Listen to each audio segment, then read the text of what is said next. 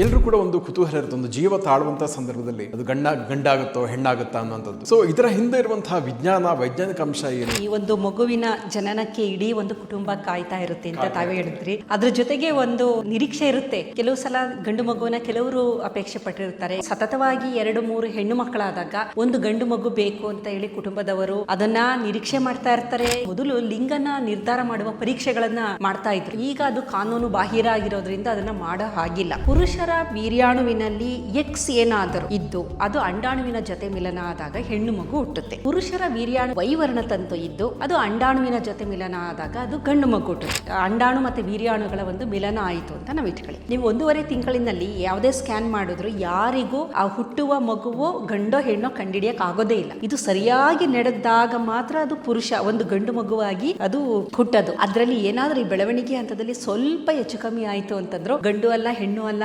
Intersex ಆಗ್ಬೋದು ಅಥವಾ ಮುಂದಿನ ದಿನದಲ್ಲಿ ಟ್ರಾನ್ಸ್ಜೆಂಡರ್ ಆಗ್ಬೋದು. ಏಕೆಂದ್ರೆ ಬಾಡಿ ಮತ್ತೆ ಬ್ರೈನ್ ಎರಡರಲ್ಲೂ ಮೆಚುರೇಷನ್ ಆದಾಗ ಮಾತ್ರ ಪುರುಷನ ದೇಹ ಅದಕ್ಕೆ ಕಂಫರ್ಟಬಲ್ ಆಗುತ್ತೆ. ಇಲ್ಲ ಅಂದ್ರೆ ಬ್ರೈನ್ ಫಿಮೇಲ್ ಥಿಂಕ್ ಮಾಡ್ತಾ ಇರುತ್ತೆ, ಬಾಡಿ ಮೇಲ್ ಇರುತ್ತೆ. ಟ್ರಾನ್ಸ್ಜೆಂಡರ್ಸ್ ಅಲ್ಲಿ ಅದೇ ಆಗುತ್ತೆ. ಮೊದಲ 3 ತಿಂಗಳಿದೆಯಲ್ಲ ತುಂಬಾ ಕ್ರೂಷಿಯಲ್ ಅಂತ ನಾವು ಹೇಳ್ತೀವಿ. ಏಕೆಂದ್ರೆ ಅಂಗಾಂಗಗಳ ಬೆಳವಣಿಗೆ ಆಗೋದು ಅವಾಗ್ಲೇನೆ. ಮೆದುಳು ಆಗ್ಬೋದು, ಹೃದಯ ಆಗ್ಬೋದು, ಜನನೇಂದ್ರಿಯಗಳಾಗಿರ್ಬೋದು, ಎಲ್ಲ ಬೆಳವಣಿಗೆ ಆಗೋದು ಮೊದಲ 3 ತಿಂಗಳು. ಎಸ್ಟ್ರೋಜನ್ ಅನ್ನೋದು ಫೀಮೇಲ್ ಹಾರ್ಮೋನ್, ಟೆಸ್ಟೋಸ್ಟಿರಾನ್ ಅನ್ನೋದು ಮೇಲ್ ಹಾರ್ಮೋನ್. ಹದಿಹರೆಯಕ್ಕೆ ಬಂದಾಗ ಟೆಸ್ಟೋಸ್ಟಿರಾನ್ ಪ್ರಮಾಣ ಜಾಸ್ತಿ ಆಗ್ತಾ ಬರುತ್ತೆ, ಆಮೇಲೆ ಎಸ್ಟ್ರೋಜನ್ ಪ್ರಮಾಣ ಜಾಸ್ತಿ ಆಗುತ್ತೆ. ಹಾಗಾಗಿ ಹದಿಹರೆಯದಲ್ಲಿ ನಾವು ಮಕ್ಕಳಲ್ಲಿ ಬಹಳಷ್ಟು ಬದಲಾವಣೆಗಳನ್ನ ನಾವು ನೋಡ್ತೀವಿ. ಅವರಿಗೆ ಗಡ್ಡ ಬೆಳೆಯೋದೇ ಆಗ್ಲಿ, ಅವರ ವಾಯ್ಸ್ ಚೇಂಜ್ ಆಗೋದೇ ಆಗ್ಲಿ, ನಾನ್ ಡಿಸ್ಟಂಕ್ಷನ್ ಆಫ್ ದ ಕ್ರೋಮೋಸೋಮ್ ಅಂತ ಹೇಳ್ತೀವಿ. ಅದು ಆದಂತ ಸಂದರ್ಭದಲ್ಲಿ ಮಹಿಳೆಯ ಲಕ್ಷಣಗಳು ಜಾಸ್ತಿ ಇರುತ್ತೆ. ತುಂಬಾ ಸಪೂರ್ವಾಗಿರ್ತಾರೆ, ಎತ್ತರವಾಗಿರ್ತಾರೆ, ಫೆಮಿನೈನ್, ನಡೆಯೋದು, ಮಾತು, ಕತೆ ಎಲ್ಲ ಒಂದ್ ಸ್ವಲ್ಪ ಫೆಮಿನೈನ್ ಫೀಚರ್ಸ್. ಆಮೇಲೆ ಟ್ರಾನ್ಸ್ ಮೆನ್ ಅಂತ ಇರ್ತಾರೆ, ಅವರು ಹೆಂಗಸರು, ಆದ್ರೆ ಅವ್ರಿಗೆ ಹೆಂಗಸ್ತರ ಇರಕ್ ಆಗೋದಿಲ್ಲ, ಅವರು ಗಂಡಸ್ತರ ಇರಬೇಕು. ಅವಾಗ ಏನ್ ಮಾಡ್ತಾರೆ ಅವರು?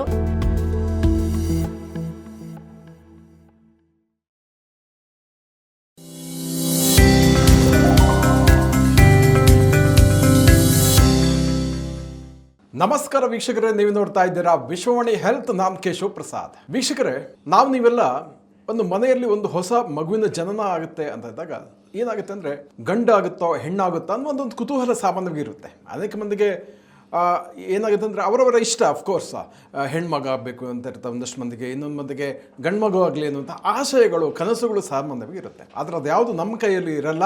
ಆದರೆ ಒಂದು ಗಂಡು ಅಥವಾ ಹೆಣ್ಣು ಮಗುವಿನ ನಿರ್ಧಾರ ಯಾವುದೋ ಒಂದು ಕ್ಷಣದಲ್ಲಿ ಆಗುತ್ತೆ, ಮತ್ತು ಅದು ಹೇಗಾಗುತ್ತೆ, ಇದಕ್ಕೆ ಕಾರಣವಂಥ ವೈಜ್ಞಾನಿಕ ಅಂಶಗಳೇನು ಇತ್ಯಾದಿ ವಿಚಾರಗಳ ಬಗ್ಗೆ ಇವತ್ತಿನ ವಿಶೇಷ ಎಪಿಸೋಡ್ ನಾವು ಸಾಕಷ್ಟು ಉಪಯುಕ್ತವಂತಹ ವೈಜ್ಞಾನಿಕ ವಿಚಾರಗಳನ್ನು ತಿಳಿದುಕೊಳ್ಳೋಣ. ಇದಕ್ಕಾಗಿ ನಮ್ಮ ಜೊತೆ ಇವತ್ತು ಮೈಸೂರು ವಿಶ್ವವಿದ್ಯಾನಿಲಯದ ಜೆನೆಟಿಕ್ಸ್ ಅಂಡ್ ಜೆನೋಮಿಕ್ಸ್ ವಿಭಾಗದ ಅಧ್ಯಕ್ಷರಾದ ಡಾಕ್ಟರ್ ಸುತ್ತೂರು ಎಸ್ ಮಾಲಿನಿ ಅವರು ನಮ್ಮ ಜೊತೆ ಇದ್ದಾರೆ. ಬನ್ನಿ ಕಾರ್ಯಕ್ರಮಕ್ಕೆ ಅವರನ್ನ ವೆಲ್ಕಮ್ ಮಾಡೋಣ. ನಮಸ್ಕಾರ ಮೇಡಮ್. ನಮಸ್ತೆ ಸರ್. ಸೊ ಅಂದಹಾಗೆ ಇವತ್ತಿನ ಟಾಪಿಕ್ ವೆರಿ ಇಂಟ್ರೆಸ್ಟಿಂಗ್ ಅಂತ ಅನಿಸ್ತಾ ಇದೆ. ಯಾಕಂದರೆ ಎಲ್ಲರೂ ಕೂಡ ಒಂದು ಕುತೂಹಲ ಇರುತ್ತೆ. ಒಂದು ಜೀವ ತಾಳುವಂಥ ಸಂದರ್ಭದಲ್ಲಿ ಅದು ಗಂಡಾಗುತ್ತೋ ಹೆಣ್ಣಾಗುತ್ತಾ ಅನ್ನುವಂಥದ್ದು.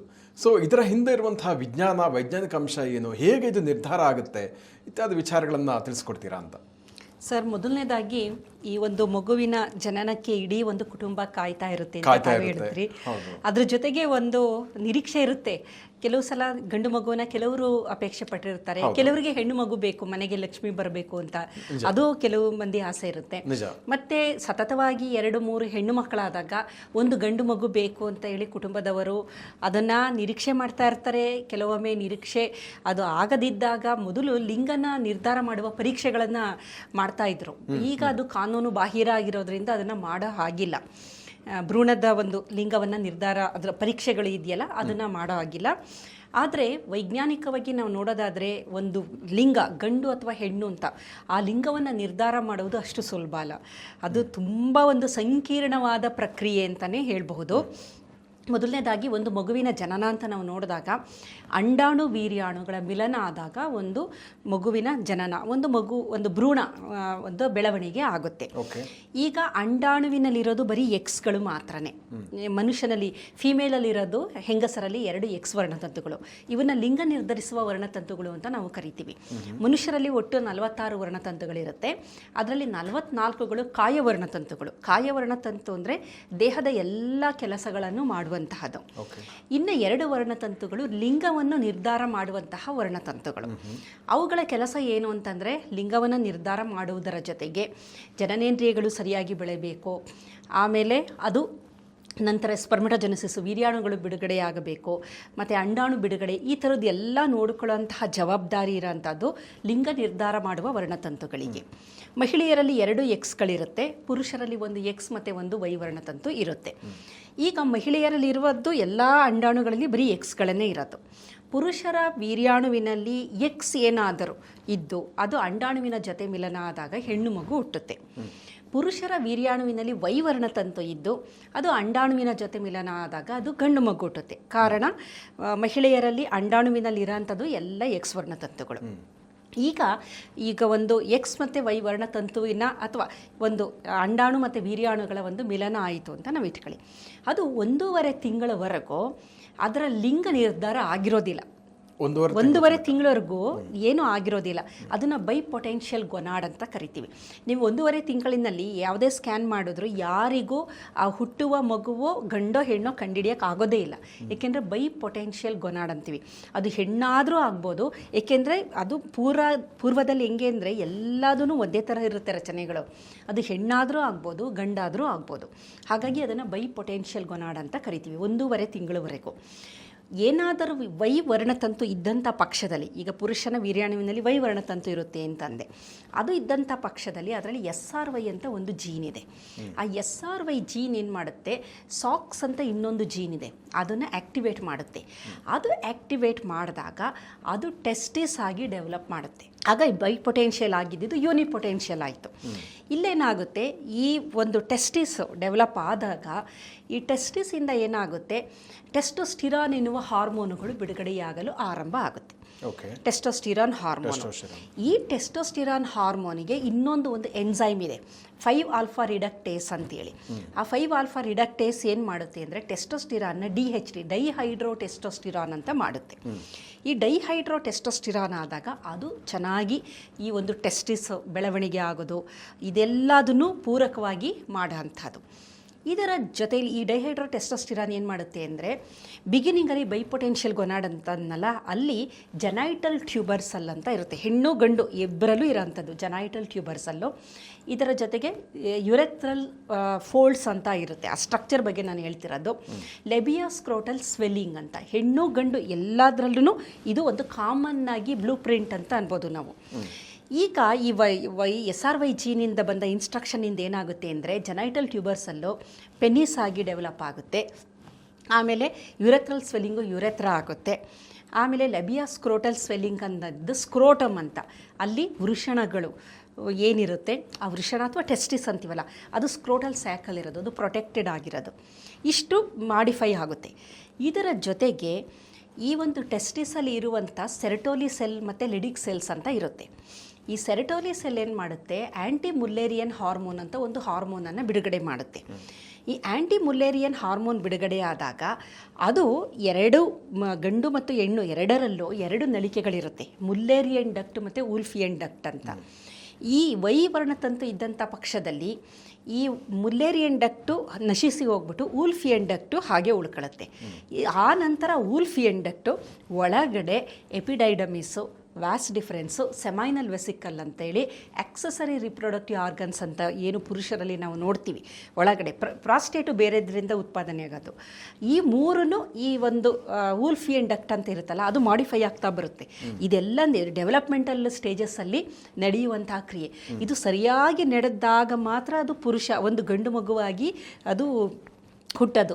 ಅದರಲ್ಲಿ ಏನಾದರೂ ಈ ಬೆಳವಣಿಗೆ ಹಂತದಲ್ಲಿ ಸ್ವಲ್ಪ ಹೆಚ್ಚು ಕಮ್ಮಿ ಆಯಿತು ಅಂತಂದ್ರು ಗಂಡು ಅಲ್ಲ ಹೆಣ್ಣು ಅಲ್ಲ ಇಂಟರ್ಸೆಕ್ಸ್ ಆಗ್ಬೋದು, ಅಂತರ್ಲಿಂಗ ಅಂತೀವಿ, ಅಥವಾ ಮುಂದಿನ ದಿನದಲ್ಲಿ ಟ್ರಾನ್ಸ್ಜೆಂಡರ್ ಆಗ್ಬೋದು. ಇಲ್ಲಿ ಬರೀ ಇಷ್ಟು ಮಾತ್ರ ಅಲ್ಲ, ಇದೆಲ್ಲ ನಡಿಬೇಕಾದ್ರೆ ಬ್ರೈನ್ನಲ್ಲೂ ಡಿಫ್ರೆನ್ಸಿಯೇಷನ್ ಆಗ್ತಾ ಬರುತ್ತೆ. ಈಗ ಒಳಗಡೆ ಏನೇನು ಕ್ರಿಯೆಗಳು ನಡೆಯುತ್ತೆ ಗಂಡು ಹೆಣ್ಣು ಆಗಬೇಕಾದ್ರೆ ಬ್ರೈನ್ನಲ್ಲೂ ಆ ಕೆಲವೊಂದು ಡಿಫ್ರೆನ್ಸಿಯೇಷನ್ ಆಗಬೇಕು. ಏಕೆಂದರೆ ಬಾಡಿ ಮತ್ತು ಬ್ರೈನ್ ಎರಡರಲ್ಲೂ ಮೆಚ್ಯುರೇಷನ್ ಆದಾಗ ಮಾತ್ರ ಆ ಒಂದು ವ್ಯಕ್ತಿ ಏನಾಗುತ್ತೆ, ಪುರುಷನ ದೇಹ ಅದಕ್ಕೆ ಕಂಫರ್ಟಬಲ್ ಆಗುತ್ತೆ. ಇಲ್ಲ ಅಂದರೆ ಬ್ರೈನು ಫಿಮೇಲ್ನ ಥಿಂಕ್ ಮಾಡ್ತಾ ಇರುತ್ತೆ, ಬಾಡಿ ಮೇಲಿರುತ್ತೆ. ಟ್ರಾನ್ಸ್ಜೆಂಡರ್ಸಲ್ಲಿ ಅದೇ ಆಗೋದು. ಜೆಂಡರ್ ಇನ್ಕಾಂಗ್ರಿಯೆನ್ಸ್ ಅಂತ ಕರಿತೀವಿ, ಅಥವಾ ಜೆಂಡರ್ ಡಿಸ್ಪೋರಿಯಾ ಅಂತ. They are not comfortable with their body. ಅವ್ರಿಗೆ ಪುರುಷನ ಬಾಡಿ ಅವ್ರಿಗೆ ಕಂಫರ್ಟಬಲ್ ಆಗಿರಲ್ಲ, ಅವ್ರಿಗೆ ಯಾವಾಗಲೂ ಮಹಿಳೆಯರ ಥರ ಇರಬೇಕು ಅಂತ ಅನಿಸ್ತಿರುತ್ತೆ. ಕಾರಣ ಮೆದುಳಿನಲ್ಲಿ ಉಂಟಾಗಿರುವ ತೊಂದರೆಗಳದು. ಹಾಗಾಗಿ ಮೆದುಳಿನಲ್ಲೂ ಬದಲಾವಣೆಗಳಾಗಬೇಕು, ದೇಹದ ಒಳ ಜನನೇಂದ್ರಿಯಗಳಲ್ಲೂ ಬದಲಾವಣೆಗಳಾಗಬೇಕು. ಇಲ್ಲೇನಾಗುತ್ತೆ, ಇದು ಗಂಡು ಮಗು ಹುಟ್ಟುವುದು ಈ ಥರ ನಡೆಯೋದು. ಇಲ್ಲಿ ವೈವರ್ಣ ತಂತು ಇಲ್ಲದೇ ಇದ್ದ ಪಕ್ಷದಲ್ಲಿ ಅದು ಫೀಮೇಲು ಬೈ ಡಿಫಾಲ್ಟ್ ಅಂತೀವಿ. ಅಲ್ಲಿ ಅದೇನಾಗುತ್ತೆ ಅಂದರೆ 12 ವಾರದವರೆಗೂ ಕಾಯುತ್ತದು. ಬೈ ಪೊಟೆನ್ಷಿಯಲ್ ಗೊನಾಡಿದ್ದು ಏನು ಇನ್ಸ್ಟ್ರಕ್ಷನ್ ಬಂದೇ ಇದ್ದಾಗ 12 ವಾರದವರೆಗೂ ಹಾಗೆ ಕಾಯ್ತಾ ಇರುತ್ತೆ. ಏನು ಮಾಡೋದು ಇವಾಗ, ಪುರುಷನ ಮಹಿಳೆನ ಯಾವ ಥರ ಆಗಬೇಕು ಅಂತ ಗೊತ್ತಾಗ್ತಾ ಇರೋದಿಲ್ಲ. ಇನ್ಸ್ಟ್ರಕ್ಷನ್ನೇ ಬಂದಿಲ್ಲ ಅನ್ನೋ ಪಕ್ಷದಲ್ಲಿ ಏನಾಗುತ್ತೆ, ಅದು ಓವರಿಯಾಗಿ ಡೆವಲಪ್ ಆಗ್ತಾ ಬರುತ್ತೆ, ಓವರೀಸ್ಗಳು. ಮೇಡಮ್, ಈಗ ಒಂದು ಪ್ರಶ್ನೆ ಕೇಳ್ತೀನಿ, ಈ ಇನ್ಸ್ಟ್ರಕ್ಷನ್ ಯಾಕೆ ಬರೋದಿಲ್ಲ, ಅದಕ್ಕೆ ಏನಾದ್ರು ಕಾರಣ ಇರುತ್ತಾ? ಕಾರಣ ಅಂದರೆ ಮ್ಯೂಟೇಷನ್ ಅಂತ ಅನ್ಬೋದು ನಾವು. ಈಗ ಅದಕ್ಕೆ ಗರ್ಭಿಣಿಯರು ಆ ಒಂದು ಅವಸ್ಥೆಯಲ್ಲಿ ಈಗ ಮೊದಲ 3 ತಿಂಗಳಿದೆಯಲ್ಲ ತುಂಬ ಕ್ರೂಷಿಯಲ್ ಅಂತ ನಾವು ಹೇಳ್ತೀವಿ. ಏಕೆಂದರೆ ಅಂಗಾಂಗಗಳ ಬೆಳವಣಿಗೆ ಆಗೋದು ಆವಾಗಲೇ, ಮೆದುಳಾಗ್ಬೋದು, ಹೃದಯ ಆಗ್ಬೋದು, ಜನನೇಂದ್ರಿಯಗಳಾಗಿರ್ಬೋದು, ಇವೆಲ್ಲ ಬೆಳವಣಿಗೆ ಆಗೋದು ಮೊದಲ 3 ತಿಂಗಳು. ನಾನು 1.5 ತಿಂಗಳಿಂದ ಹೇಳಿದೆ ನೋಡಿ, 3 ತಿಂಗಳ ಒಳಗೆ ನಿಮಗೆ ಬಹಳಷ್ಟು ಅಂಗಾಂಗಗಳು ಚೆನ್ನಾಗಿ ಡೆವಲಪ್ ಆಗಿಬಿಡುತ್ತೆ. ನಂತರ ಗ್ರೋತ್ ಆಗ್ತಾ ಬರುತ್ತೆ. ನಿಮಗೆ ಅಂಗಾಂಗಗಳು ಬೆಳವಣಿಗೆ ಆಗಿರೋದು ಗ್ರೋತ್ ಆಗುತ್ತೆ, ಡಿಫ್ರೆನ್ಸಿಯೇಷನ್ ಆಗುತ್ತೆ. ಬಟ್ ಇದು ತುಂಬ ಕ್ರೂಷಿಯಲ್ಲು. ಹಾಗಾಗಿ ಈ 3 ತಿಂಗಳ ಅವಧಿಯಲ್ಲಿ ಅವರು ಯಾವುದೇ ರೀತಿಯ ರಾಸಾಯನಿಕಗಳಿಗೆ ಅವರು ಎಕ್ಸ್ಪೋಸ್ ಆಗಬಾರ್ದು. ಕಲರಿಂಗ್ ಏಜೆಂಟ್ ಆಗ್ಬೋದು, ಫುಡ್ ಎಡಿಟಿವ್ಸ್ ಆಗಿರ್ಬೋದು, ಆಮೇಲೆ ಪ್ರಿಸರ್ವೇಟಿವ್ಗಳು, ಕೀಟನಾಶಕ, ಕ್ರಿಮಿನಾಶಕ, ಈ ಥರದ್ದು ಹೊರಗಡೆಯಿಂದ ರಾಸಾಯನಿಕಗಳಿಗೆ ಆಕೆನಾದರೂ ಎಕ್ಸ್ಪೋಸ್ ಆದಾಗ ಸೇವನೆ ಮಾಡೋದೇ ಆಗಲಿ, ಯಾವುದೇ ಒಂದು ರೀತಿ, ಈವನ್ ಕಾಸ್ಮೆಟಿಕ್ಸು ಬಳಸಬಾರ್ದು ಅಂತ ಹೇಳ್ತಾರೆ.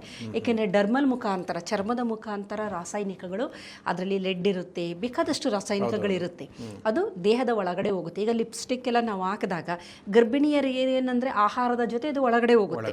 ಅದು ನಂತರ ಪ್ಲೆಸೆಂಟನ್ನು ಕ್ರಾಸ್ ಮಾಡಿ ಹೋಗ್ಬಿಡ್ಬೋದು, ಅದು ಬೆಳೆಯುತ್ತಿರುವ ಭ್ರೂಣಕ್ಕೆ ತಲುಪಬಹುದು, ಎಫೆಕ್ಟ್ ಆಗುತ್ತೆ. ಹಾಗಾಗಿ ನಾವು ಸೇವಿಸುವ ಆಹಾರ ಆಗಿರ್ಬೋದು, ನಮ್ಮ ಜೀವನ ಶೈಲಿ ಆಗಿರ್ಬೋದು, ನಮ್ಮ ಪರಿಸರ ಆಗಿರ್ಬೋದು, ಇದೆಲ್ಲದು ಬೆಳೆಯುತ್ತಿರುವ ಭ್ರೂಣದ ಎಲ್ಲ ರೀತಿಯ ಸರ್ವತೋಮುಖ ಬೆಳವಣಿಗೆ ಅಂತೀವಲ್ಲ, ಅದರ ಮೇಲೆ ನೇರವಾಗಿ ಅದು ಪರಿಣಾಮ ಬೀರುತ್ತೆ ಅಂತ ಹೇಳ್ಬೋದು. ಇನ್ನು ಇದು 12 ವಾರದವರೆಗೂ ಕಾಯುತ್ತೆ. ಇನ್ಸ್ಟ್ರಕ್ಷನ್ ಬಂದಲಿಲ್ಲ ಅಂದಾಗ ಓವರೀಸ್ ಆಯಿತು. ಈ ಓವರಿಯಲ್ಲಿರುವಂತಹ ಗ್ರ್ಯಾನ್ಯುಲೋಸಾ ಸೆಲ್ಗಳಿಂದ ಅಲ್ಲೇನಾಗುತ್ತೆ ಅಂದರೆ ಅದು ಮುಲ್ಲೇರಿಯನ್ ಡಕ್ಟನ್ನು ಚೆನ್ನಾಗಿ ಇದು ಮಾಡಿ ವೂಲ್ಫಿಯನ್ ಡಕ್ಟನ್ನು ಸಪ್ರೆಸ್ ಮಾಡುತ್ತೆ. ಎರಡೂ ಇರುತ್ತೆ ಬಿಗಿನಿಂಗಲ್ಲಿ, ಒಂದು ಸಪ್ರೆಸ್ ಆಗೋದು, ಒಂದು ಡೆವಲಪ್ ಆಗೋದು. ಈ ಮುಲ್ಲೇರಿಯನ್ ಡಕ್ಟಿಂದ ಏನಾಗುತ್ತೆ ಅಂತಂದರೆ ಇದು ಫೆಲೋಪಿಯನ್ ಟ್ಯೂಬ್ ಆಗ್ಬೋದು, upper part of the vagina, uterus, ಇವು 3 ಚೆನ್ನಾಗಿ ಒಳಗಡೆ ಡೆವಲಪ್ ಆಗ್ತಾ ಬರುತ್ತೆ. ನಂತರ ಇಷ್ಟೆಲ್ಲ ಆಗುವಂಥ ಸಂದರ್ಭದಲ್ಲಿ ನಮ್ಮ ಮೆದುಳಿನಲ್ಲಿರುವ ಹೈಪೋಥಲಾಮಸ್ ಅಂತ ಇದೆ. ಈ ಹೈಪೋಥಲಾಮಸ್ಸಿಂದ ಗೊನೆಡೋಟ್ರೋಪಿಕ್ ರಿಲೀಸಿಂಗ್ ಹಾರ್ಮೋನ್ ಅಂತ ಒಂದು ಹಾರ್ಮೋನು ಬಿಡುಗಡೆಯಾಗುತ್ತೆ. ಈ ಗೊನೆಡೋಟ್ರೋಪಿಕ್ ರಿಲೀಸಿಂಗ್ ಹಾರ್ಮೋನು ಪಿಟ್ಯೂಟರಿ ಮೇಲೆ ಆ್ಯಕ್ಟ್ ಮಾಡಿ ಅಲ್ಲಿಂದ follicular stimulating hormone, luteinising hormone ಅಂತ, ಇದು ಗಂಡು ಹೆಣ್ಣು ಇಬ್ಬರಲ್ಲೂ ಬಿಡುಗಡೆಯಾಗೋದು. ಇವೆರಡು ಏನು ಮಾಡುತ್ತೆ ಅಂದರೆ ಟೆಸ್ಟಿಸು ಮತ್ತು ಓವರಿಸು ಮೇಲೆ ಆ್ಯಕ್ಟ್ ಮಾಡಿ ಟೆಸ್ಟಿಸಿಂದ ಟೆಸ್ಟಿಸಿಂದ ಟೆಸ್ಟೋಸ್ಟಿರಾನ್ ಬಿಡುಗಡೆಯಾಗುತ್ತೆ. ಓವರಿಯಿಂದ ಎಸ್ಟ್ರೋಜನ್ ಅನ್ನೋದು ಫೀಮೇಲ್ ಹಾರ್ಮೋನು, ಟೆಸ್ಟೋಸ್ಟಿರಾನ್ ಅನ್ನೋದು ಮೇಲ್ ಹಾರ್ಮೋನ್. ಇವೆರಡು ಬಿಡುಗಡೆಯಾಗುತ್ತೆ. ನಂತರ ಏನಾಗುತ್ತೆ, ಹದಿಹರೆಯಕ್ಕೆ ಬಂದಾಗ ಟೆಸ್ಟೋಸ್ಟಿರಾನ್ ಪ್ರಮಾಣ ಜಾಸ್ತಿ ಆಗ್ತಾ ಬರುತ್ತೆ, ಆಮೇಲೆ ಎಸ್ಟ್ರೋಜನ್ ಪ್ರಮಾಣ ಜಾಸ್ತಿ ಆಗುತ್ತೆ. ಹಾಗಾಗಿ ಹದಿಹರೆಯದಲ್ಲಿ ನಾವು ಮಕ್ಕಳಲ್ಲಿ ಬಹಳಷ್ಟು ಬದಲಾವಣೆಗಳನ್ನು ನಾವು ನೋಡ್ತೀವಿ. ಅವದ ಕ್ರೂಷಿಯಲ್ ಅದು. ಆ ಸಂದರ್ಭದಲ್ಲಿ ಅವರಿಗೆ ಗಡ್ಡ ಬೆಳೆಯೋದೇ ಆಗಲಿ, ಅವರ ವಾಯ್ಸ್ ಚೇಂಜ್ ಆಗೋದೇ ಆಗಲಿ, ಪುರುಷನ ಲಕ್ಷಣಗಳು ತುಂಬ ಚೆನ್ನಾಗಿ ನಮಗೆ ಗೊತ್ತಾಗೋದು ಹದಿಹರೆಯಕ್ಕೆ ಬಂದಾಗ, ಆ ನಂತರದ ಬೆಳವಣಿಗೆ. ಅದೇ ರೀತಿ ಹೆಣ್ಣು ಮಕ್ಕಳಿಗೆ ಅವರದೇ ಆದ ಲಕ್ಷಣಗಳು ಸರಿಯಾದ ರೀತಿಯಲ್ಲಿ ನಮಗೆ ಗೊತ್ತಾಗೋದು ಹದಿಹರೆಯಕ್ಕೆ ಬಂದಾಗ. ಅಲ್ಲಿ ಏನಾದರೂ ಲಕ್ಷಣಗಳು ಕಂಡು ಬಂದಿಲ್ಲ ಅಂದಾಗ ಆವಾಗ ಗೊತ್ತಾಗುತ್ತೆ ಏನೋ ತೊಂದರೆ ಆಗಿದೆ, ಹಾರ್ಮೋನಿನ ತೊಂದರೆ ಆಗ್ಬೋದು, ಅಥವಾ ಜೀನ್ ಮ್ಯೂಟೇಷನ್ಗಳಾಗಿರ್ಬೋದು, ಏನೋ ಒಂದು ತೊಂದರೆ ಆಗಿದೆ ಎನ್ನುವುದು ಆ ಸಂದರ್ಭದಲ್ಲಿ ನಮಗೆ ಗೊತ್ತಾಗುತ್ತೆ. ಕ್ರೋಮೋಸೋಮ್ಗಳ ತೊಂದರೆಯಿಂದನೂ ಸಹ ಈ ಒಂದು ಪುರುಷ ಅಥವಾ ಮಹಿಳೆ ಆಗುವಂತಹ ಏನು ಒಂದು ಡೈರೆಕ್ಷನ್ ಇದೆ ಅದರಲ್ಲಿ ವ್ಯತ್ಯಾಸ ಆಗ್ಬೋದು. ಕ್ರೋಮೋಸೋಮಲ್ಲಿ ಏನಾದರೂ ಉದಾಹರಣೆಗೆ ಹೇಳಬೇಕು ಅಂದರೆ ಟರ್ನರ್ ಸಿಂಡ್ರೋಮ್ ಅಂತ ಒಂದು ಕಾಯಿಲೆ ಇದೆ. ಅಲ್ಲಿ ಆ ಹುಡುಗನಿಗೆ 2 ವರ್ಣತಂತುಗಳಿರಬೇಕು, ಎಕ್ಸ್ ಮತ್ತು ವೈ, ಅದರ ಜೊತೆಗೆ ಒಂದು ಅಡಿಷನಲ್ ಎಕ್ಸ್ ವರ್ಣತಂತು ಇರುತ್ತೆ. ಅದು ತಂದೆ ತಾಯಿಗಳ ಈ ಒಂದು ಇದರಲ್ಲಿ ಅಂಡಾಣು ವೀರ್ಯಾಣುಗಳ ಉತ್ಪಾದನೆ ಆಗುವ ಸಂದರ್ಭದಲ್ಲಿ ನಡೆಯುವ ಜೀವಕೋಶಗಳ ವಿಭಜನೆಯಲ್ಲಿ ತೊಂದರೆ ಆಗಿರುತ್ತೆ. ತೊಂದರೆ ಆದಾಗ ಏನಾಗುತ್ತೆ, ನಾನ್ ಡಿಸ್ಜಂಕ್ಷನ್ ಆಫ್ ದ ಕ್ರೋಮೋಸೋಮ್ ಅಂತ ಹೇಳ್ತೀವಿ. ಅದು ಆದಂಥ ಸಂದರ್ಭದಲ್ಲಿ ಅದು ಪುರುಷನೂ ಅಲ್ಲ, ಮಹಿಳೆ ಅಂತಂದರೆ ಅವನಿಗೆ ಮಹಿಳೆಯ ಲಕ್ಷಣಗಳು ಜಾಸ್ತಿ ಇರುತ್ತೆ. ಗೈನಿಕೋಮ್ಯಾಸ್ಟಿಯಾ ಅಂತೀವಿ, ಒಂದು ಸ್ವಲ್ಪ ಡೆವಲಪ್ಮೆಂಟ್ ಆಫ್ ಒಂದು ಮೆಮೊರಿ ಗ್ಲ್ಯಾಂಡ್ ಇರುತ್ತೆ. ಆಮೇಲೆ ತುಂಬ ಸಪೂರ್ವಾಗಿರ್ತಾರೆ, ಎತ್ತರವಾಗಿರ್ತಾರೆ, ಫೆಮಿನೈನ್, ನಡೆಯೋದು, ಮಾತು, ಕತೆ ಎಲ್ಲ ಒಂದು ಸ್ವಲ್ಪ ಫೆಮಿನೈನ್ ಫೀಚರ್ಸು. ಟ್ರಾನ್ಸ್ಜೆಂಡರ್ ಅಲ್ಲ ಅವರು ಕ್ರೋಮೋಸೋಮೇ ಅವ್ರದ್ದು XXY ಇರುತ್ತೆ. ಒಂದು ಎಕ್ಸ್ಟ್ರಾ ಎಕ್ಸ್ ಇರೋದ್ರಿಂದ ಹೆಂಗಸರಲ್ಲಿ ಇರುವಂತಹ ವರ್ಣತಂತು ಜಾಸ್ತಿ ಇರೋದ್ರಿಂದ ಅವ್ರಿಗೆ ಹೆಂಗಸಿನ ತರಹ ಕೆಲವೊಂದು ಬಿಹೇವಿಯರ್ಗಳು ಇರುತ್ತೆ. ಅಂದರೆ ಫೆಮಿನೈಸೇಷನ್ನು ಜಾಸ್ತಿ ಆಗ್ತಾ ಬರುತ್ತೆ. ಇದು ಪ್ಯೂರ್ಲಿ ಜೆನೆಟಿಕಲ್ಲು, ಇದನ್ನು ಸರಿ ಮಾಡೋಕ್ಕಾಗೋದಿಲ್ಲ. ಹಾರ್ಮೋನ್ ಟ್ರೀಟ್ಮೆಂಟು ಅದು ಇದು ಕೊಟ್ಟು, ಏಕೆ ಅಂತಂದರೆ ಪ್ರತಿಯೊಂದು ಜೀವಕೋಶದಲ್ಲೂ XXY ಇರುತ್ತೆ. ಕ್ಲೈನಿಫೆಲ್ಟರ್ ಸಿಂಡ್ರೋಮ್ ಅಂತ ನಾವು ಇದನ್ನು ಕರಿತೀವಿ. ಅದೇ ರೀತಿ ಹೆಣ್ಣು ಮಕ್ಕಳಲ್ಲಿ ಈ ಒಂದು ಕ್ರೋಮೋಸೋಮಲ್ ನಾನ್ ಡಿಸ್ಜಂಕ್ಷನ್ ಅಂತ ಅಂದೆ, ಆ ಒಂದು ಪ್ರಕ್ರಿಯೆ ಏನಾದ್ರು ನಡೆದಾಗ ಅದು ಟರ್ನರ್ ಸಿಂಡ್ರೋಮ್ ಅಂತ ಕರಿತೀವಿ. ಒಂದೇ ಒಂದು ಎಕ್ಸ್ ಇರುತ್ತೆ, 2 X ಬದಲು 1 X ಇರುತ್ತೆ. ಅವರು ಪೂರ ಹೆಂಗಸರ ಥರ ಇರೋದಿಲ್ಲ. ಅಂದರೆ ಅವರಿಗೆ ಸರಿಯಾಗಿ ದೇಹದ ಬೆಳವಣಿಗೆ ಇರುತ್ತಲ್ಲ, ಅದು ಯಾವುದು ಸರಿಯಾಗಿ ಆಗಿರೋದಿಲ್ಲ. ಒಳಗಡೆ ಯೂಟ್ರಸ್ಸು, ಗರ್ಭಕೋಶನೂ ಬೆಳವಣಿಗೆ ಆಗಿರೋದಿಲ್ಲ, ಫೆಲೋಪಿಯನ್ ಟ್ಯೂಬ್ ಏನೂ ಆಗಿರೋಲ್ಲ. ಮತ್ತು ಸ್ವಲ್ಪ IQನೂ ಕಮ್ಮಿ ಇರುತ್ತೆ. ನಂತರ ಗೊತ್ತಾಗುತ್ತೆ, ಎಷ್ಟೋ ಜನ ಮದುವೆನೂ ಆಗಿಬಿಟ್ಟಿರ್ತಾರೆ. ಮದುವೆ ಮತ್ತು ಅವರಿಗೆ ಪೀರಿಯಡ್ಸ್ ಇರೋದಿಲ್ಲ. ಏಕೆಂತಂದರೆ ಓವರಿ ಇದ್ದಿರೋದಿಲ್ಲ, ಆಮೇಲೆ ಅಂಡಾಣುಗಳು ಬಿಡುಗಡೆ ಆಗೋದಿಲ್ಲ. ಓವರಿಸೇ ಇರೋದಿಲ್ವಲ್ಲ, ಅಂಡಾಣುನೇ ಬಿಡುಗಡೆ ಆಗೋದಿಲ್ಲ. ಕೆಲವು ಸಂದರ್ಭದಲ್ಲಿ ಏನು ಮಾಡ್ತಾರೆ ಅಂದರೆ, ಹಳ್ಳಿ ಕಡೆ ಎಲ್ಲ ಜನಗಳು ಆ ಹುಡುಗಿ ಋತುಮತಿ ಆಗಿಲ್ಲ, ಅದಕ್ಕೆ ನೋಡಿ ಈ ಕೆಲವೊಂದು ಆಚರಣೆಗಳಿದೆಯಲ್ಲ ನಮ್ಮಲ್ಲಿ, ನಿಜವಾಗ್ಲೂ ಅದರ ಹಿಂದೆ ಒಂದು ಸಂಭ್ರಮ ಇದೆ. ಈಗ ನೋಡಿ, ಮಗು ಋತುಮತಿ ಆಯಿತು ಅಂದಾಗ ಅದಕ್ಕೆ ಆರೈಕೆ ಮಾಡ್ತಾರೆ. ಬಹಳಷ್ಟು ಎಲ್ಲ ಮನೆಗಳಲ್ಲೂ ಅದನ್ನು ನಾವು ನೋಡ್ಬೋದು. ತುಂಬ ಚೆನ್ನಾಗಿ ಆ ಹೆಣ್ಣು ಮಗುವಿಗೆ ಆರೈಕೆ ಮಾಡಿ ಒಳ್ಳೆ ಪೌಷ್ಟಿಕದಾಯಕ ಆಹಾರಗಳನ್ನು ಕೊಡ್ತಾ ಇರ್ತಾರೆ. ಮತ್ತು ಉದ್ದು ಮತ್ತು ಎಳ್ಳುಂಡೆಗಳು, ತುಪ್ಪ, ಮೆಂತ್ಯದ ಮುದ್ದೆ ಇಂಥದ್ದೆಲ್ಲ ಕೊಟ್ಟು ತುಂಬ ಚೆನ್ನಾಗಿ, ಏಕೆಂದರೆ ಬೋನ್ಸ್ ಡೆವಲಪ್ಮೆಂಟು ಚೆನ್ನಾಗಾಗ್ತಾ ಇರುತ್ತೆ. ಆವಾಗ ನಮಗೆ ತುಂಬ ಚೇಂಜಸ್ ಆಗೋದು ಆವಾಗಲೇ. ಆಗ ನೀವು ಎಷ್ಟು ಚೆನ್ನಾಗಿ ಆಹಾರ ಕೊಡ್ತೀರಾ, ಎಷ್ಟು ಒಳ್ಳೆ ವಾತಾವರಣ ಕೊಡ್ತೀರಾ ಅನ್ನೋದ್ರ ಮೇಲೆ ಆಕೆಯ ಮುಂದಿನ ಒಂದು ಲೈಂಗಿಕತೆ ಆಗ್ಬೋದು, ಆಕೆಯ ದೇಹದಲ್ಲಿ ನಡೆಯುವ ಬದಲಾವಣೆಗಳಾಗೋದು ಎಲ್ಲ ಡಿಸೈಡ್ ಆಗೋದು ಅದರ ಮೇಲೇ. ಅದಕ್ಕೆ ಸಂಭ್ರಮ ಪಡ್ತಾರೆ. ಅವಾಗೆಲ್ಲ ಅವರಿಗೆ ಅಲಂಕಾರ ಮಾಡಿ ಎಲ್ಲರನ್ನೂ ಕರೆದು, ಏನು ಅಂತಂದರೆ ಆ ಮಗು ಹೆಣ್ಣಾಗಿದೆ ಅನ್ನೋದು ಅರ್ಥ. ಆಗಿಲ್ಲ ಅಂದರೆ ನೋಡಿ ದುರಂತ ಅದು ಅಲ್ವಾ. ಅದ್ರ ಬಗ್ಗೆ ನಾವು ಯೋಚನೆ ಮಾಡೋಕೆ ಹೋಗಿಲ್ಲ. ಅಕಸ್ಮಾತ್ ಅದು ಹೆಣ್ಣೇ ಆಗಲಿಲ್ಲ ಅಂದರೆ ದುರಂತ ಆಗೋಗುತ್ತೆ. ಅದೇ ರೀತಿ ಗಂಡು ಹುಡುಗ, ನೋಡೋಕ್ಕೆ ಗಂಡು ಹುಡುಗ, ಅವನು ಸರಿಯಾದ ಗಂಡಸಲ್ಲ ಅನ್ನೋದು ದೊಡ್ಡ ದುರಂತ ಅವನ ಪಾಲಿಗೆ, ಮತ್ತು ಮನೆಯವರ ಪಾಲಿಗೆ, ಸಮಾಜದಲ್ಲಿ. ಅವನು ಒಂಥರ ಇದ್ರೂ ಅವನು ಗಂಡಸ್ತನ ಅನ್ನೋದಿದೆಯಲ್ಲ, ಅದು ಒಂದು ಪ್ರತಿಯೊಬ್ಬ ಪುರುಷನಿಗೂ ಬಹಳ ಮುಖ್ಯ ಅಂತ ಅನಿಸುತ್ತೆ. ಇಲ್ಲಾಂದರೆ ಅವ್ರಿಗೆ ಮೇಯ್ನ್ ಅವರ ಒಂದು ಜಿಸ್ಟ್ ಏನಂತೀವಿ ಅದೇ ಇಲ್ಲ ಅನ್ನೋ ಥರ. ಹಾಗಾಗಿ ಇದೆಲ್ಲ ಡೆವಲಪ್ಮೆಂಟಲ್ ಸ್ಟೇಜಸ್ಸಲ್ಲಿ ನಡೆಯೋಂಥದ್ದು. ಈ ಹಾರ್ಮೋನುಗಳಿಂದನೇ ಬಹಳ ಪ್ರಮುಖವಾಗಿ ಈ ಒಂದು ಗಂಡು ಅಥವಾ ಹೆಣ್ಣು ಅನ್ನೋದು ನಿರ್ಧಾರ ಆಗೋದು ಜೀನ್ಸ್ಗಳು. ಅದರಲ್ಲಿ ಮುಖ್ಯವಾಗಿ SRY ಜೀನು, ಸಾಕ್ಸ್ ಜೀನು. ಹೆಣ್ಣು ಅಂತ ನಾವು ನೋಡಿದಾಗ ಅದರಲ್ಲಿ WNT ಅಂತ ಒಂದು ಜೀನ್ ಇದೆ, FOXL ಅಂತ ಒಂದು ಜೀನ್ ಇದೆ. ಇವುಗಳು ಸರಿಯಾಗಿ ಕಾರ್ಯನಿರ್ವಹಣೆ ಮಾಡಿದಾಗ ಮಾತ್ರ ದೇಹದ ಒಳ ಜನನೇಂದ್ರಿಯಗಳು, ಹೊರ ಜನನೇಂದ್ರಿಯಗಳು ಸರಿಯಾಗಿ ಬೆಳವಣಿಗೆ ಆಗುತ್ತೆ. ಪುರುಷರಲ್ಲಿ ಟೆಸ್ಟಿಸು, ಎಪಿಡೈಡಮಿಸು, ವ್ಯಾಸ್ ಡಿಫರೆನ್ಸು, ಸೆಮೈನಲ್ ವೆಸಿಕಲು ಇದೆಲ್ಲ ಚೆನ್ನಾಗಿ ಒಳಗಡೆ ಡೆವಲಪ್ ಆಗಿರುತ್ತೆ. ಹೊರಗಡೆ ಪೆನ್ನಿಸು, ಯುರೆತ್ರ ಎಲ್ಲದು ಹೊರ ಜನನೇಂದ್ರಿಯಗಳು ಸಹ ಸರಿಯಾಗಿ ಬೆಳವಣಿಗೆ ಆಗಿರುತ್ತೆ. ಹೆಣ್ಣು ಮಕ್ಕಳಲ್ಲೂ ಅಷ್ಟೇ ಓವರಿಸು, ಫೆಲೋಪಿಯನ್ ಟ್ಯೂಬು, ಯೂಟರಸ್ಸು, ಗರ್ಭಕೋಶ ಎಲ್ಲ ಹೇಳ್ತೀವಲ್ಲ, ಅವೆಲ್ಲದೂ ಚೆನ್ನಾಗಿ ಡೆವಲಪ್ ಆಗುತ್ತೆ. ಹಾಗಾಗಿ ಹೆಣ್ಣು ಮತ್ತು ಗಂಡು ಅಂತ ಮಗು ಅಂದಾಗ ದೇಹದ ಒಳಗಡೆ ಭ್ರೂಣದ ಹಂತದಲ್ಲಿ ಬಹಳಷ್ಟು ಬದಲಾವಣೆಗಳಾಗಬೇಕು. ಮತ್ತು ಎಲ್ಲ ಪಾತ್ವೆಗಳು, ಈ ಪ್ರಕ್ರಿಯೆಗಳಿದೆಯಲ್ಲ, ಕರಾರುವಕ್ಕಾಗಿ ನಡೆದಾಗ ಮಾತ್ರ ಅದು ಸರಿಯಾಗಿ ಒಂದು ಗಂಡು ಅಥವಾ ಹೆಣ್ಣು ಮಗು ಅಂತ ನಾವು ಅನ್ಬೋದು. ಒಂದು ಸಣ್ಣ ವ್ಯತ್ಯಾಸ ಆದ್ರೂ ಎಷ್ಟು ದೊಡ್ಡ ಒಂದೇ ಒಂದು ಸಣ್ಣ ವ್ಯತ್ಯಾಸ ಆಯಿತು ಅಂದ್ರೂ ಸಂಪೂರ್ಣವಾಗಿ ಆ ಒಂದು ಮಗುವಿನ ಒಂದು ಜೀವನವನ್ನೇ ಒಂಥರ ಹಾಳಾಗುತ್ತೆ ಸಾಮಾಜಿಕವಾಗಿ ಅಂತಲೇ ಅನ್ಬಹುದು. ಅದು ಏಕೆಂದರೆ ನಾನು ಹೇಳಿದೆ, ಬರೀ ದೇಹದ ಬೆಳವಣಿಗೆ ಮಾತ್ರ ಅಲ್ಲ, ಡಿಫ್ರೆನ್ಸಿಯೇಷನ್, ಮೆದುಳಿಗೂ ಕನೆಕ್ಷನ್ ಇದೆ. ಮೆದುಳಿನಲ್ಲೂ ಸಹ ಬಹಳಷ್ಟು ಬದಲಾವಣೆಗಳಾಗಬೇಕು. ಆಗದಿದ್ದ ಪಕ್ಷದಲ್ಲಿ ಏನು ಮಾಡುತ್ತೆ, ಮೆದುಳು ಒಪ್ಕೊಳ್ಳಲ್ಲ ಬಾಡಿನ. ಅದು ಆ ಬಾಡಿನೇ ಇಷ್ಟ ಆಗೋದಿಲ್ಲ ಅದಕ್ಕೆ ಬೇರೆ ಥರ ಈ ದೇಹ ನನ್ನದಲ್ಲ ಅಂತ ಆಕ್ಸೆಪ್ಟ್ ಮಾಡ್ಕೊಳ್ಳೋದಿಲ್ಲ ಅದು. ಅದಕ್ಕೆ ನೋಡಿ ಟ್ರಾನ್ಸ್ಜೆಂಡರ್ಸ್ಗಳಲ್ಲಿ ಅದು ಜೆಂಡರ್ ಡಿಸ್ಪೋರಿಯಾ ಅಂದರೆ ಅವರಿಗೆ ಪುರುಷ ಅದು XYನೇ. ನೀವು ಹಾಗೆ ಏನಾದ್ರು ವರ್ಣತಂತು ಪರೀಕ್ಷೆ ಮಾಡಿದ್ರೆ XY ಇರುತ್ತೆ ಅವ್ರಿಗೆ, ಆದರೆ ಅವ್ರಿಗೆ ಪುರುಷನ ಥರ ಇರೋಕ್ಕಾಗೋದಿಲ್ಲ. ಜನನೇಂದ್ರಿಯ ಎಲ್ಲ ಪುರುಷರೇನೆ.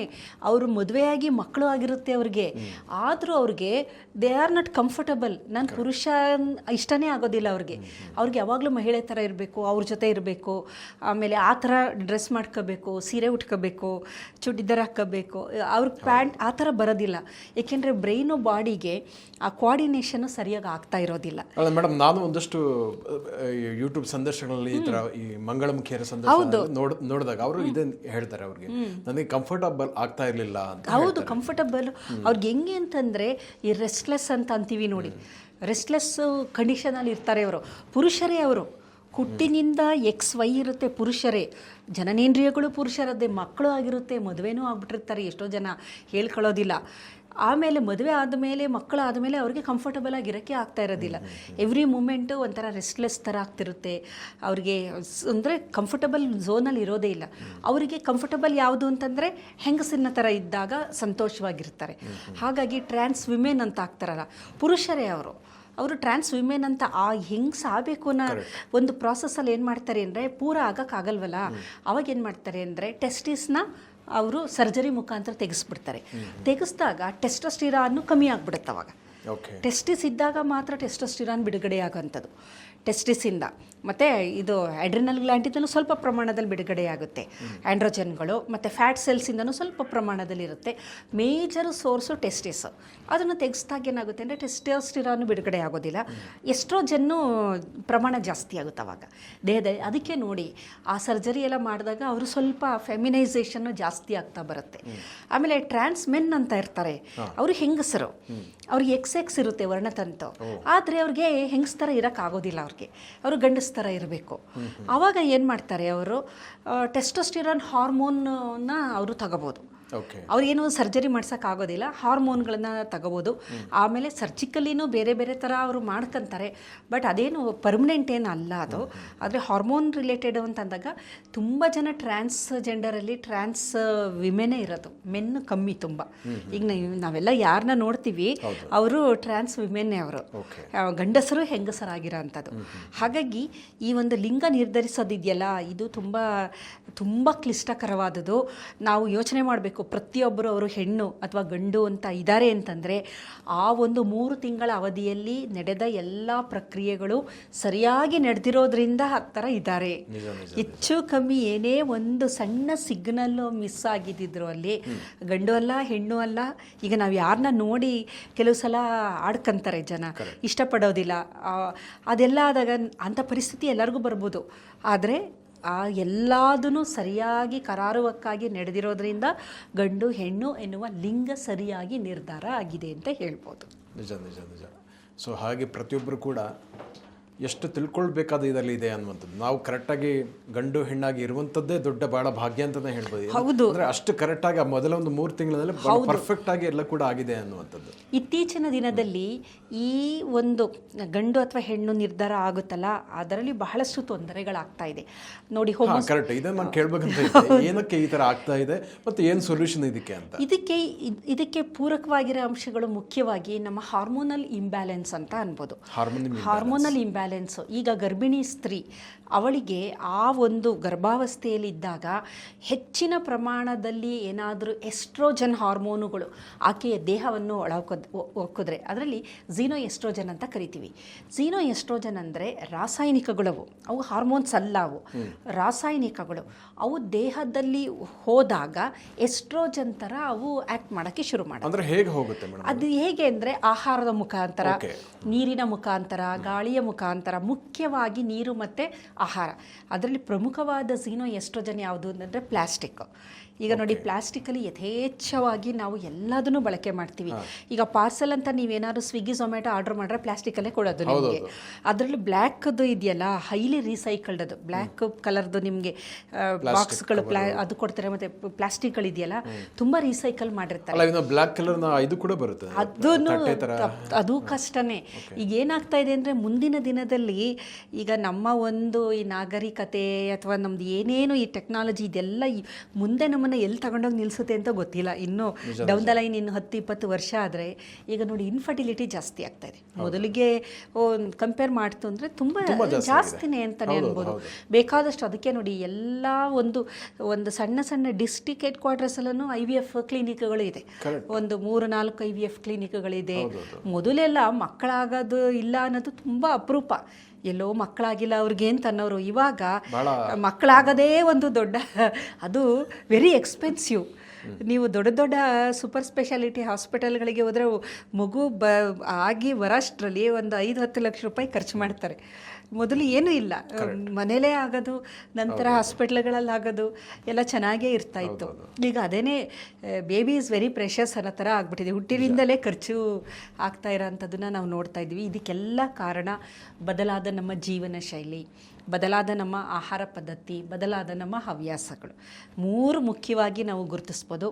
ಈಗ ಪ್ಲಾಸ್ಟಿಕ್ ಬಗ್ಗೆ ನಾನು ಹೇಳಿದೆ, ಅದರಲ್ಲಿ ಪ್ರಮುಖವಾಗಿ ಥ್ಯಾಲೇಟ್ಸ್ ಅಂತ ಇದೆ, ಒಂದಷ್ಟು ರಾಸಾಯನಿಕಗಳು ಪ್ಲಾಸ್ಟಿಕ್ ತಯಾರಿಕೆಯಲ್ಲೇ ಹಾಕಿರ್ತಾರೆ. ಅದನ್ನ ಪ್ಲಾಸ್ಟಿಕ್ಕು ಟ್ರಾನ್ಸ್ಪರೆಂಟ್ ಆಗಬೇಕು, ಡ್ಯೂರಬಲ್ ಆಗಿರಬೇಕು, ತುಂಬ ದಿನ ಬಾಳಿಕೆ ಬರಬೇಕು ಅಂತಂದರೆ ಥ್ಯಾಲೇಟು, ಡಯಾಕ್ಸಿನ್ನು, ಬಿಸ್ಫಿನಾಲ್ ಅಂತ ಇದೆ. ಮೋಸ್ಟ್ ಡೇಂಜರಸ್ಸು ಬಿಸ್ಫಿನಾಲ್ ಅಂತ ಒಂದು ರಾಸಾಯನಿಕ ಇದೆ.